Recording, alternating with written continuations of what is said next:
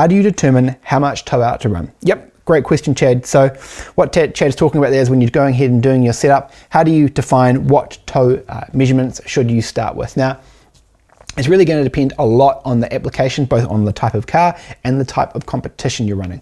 Now, I don't know exactly what your particular situation is, Chad, and you're welcome to ask a follow-up question. I'm trying to give you something a little bit more specific, but let's say you've got a car where you are running maybe at some local club racing or something like that. Let's say you've got a front engine rear-wheel drive, just for argument's sake. In the sort of, you're usually operating in the sort of range of 1 to 2 millimeters toe out per wheel. So what I mean by that, you can either, and this is something you've got to be careful of when you're discussing toe settings with someone, is that you do have to be careful that whether you're talking about per wheel or per axle. So obviously per axle, you're going to be double what you've got per wheel. So for argument's sake, if on the front axle, I've got 1 millimeter toe out per side, that gives me 2 millimeters toe out total. So just something to be clear about when you're discussing toe with people, you do have to make sure what of those conventions you're following.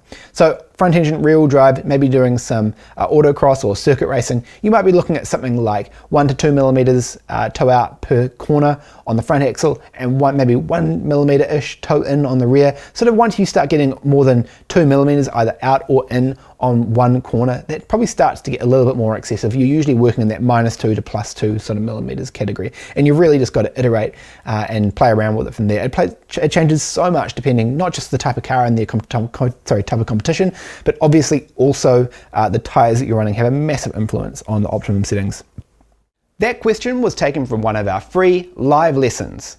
If you like free stuff and you want to expand your knowledge, click the link in the description to claim your free spot to our next live lesson. You'll learn about optimizing the performance and handling of your car on the racetrack, as well as improving your skills behind the wheel. Plus, you'll have the chance to ask your own questions, which we'll be answering live.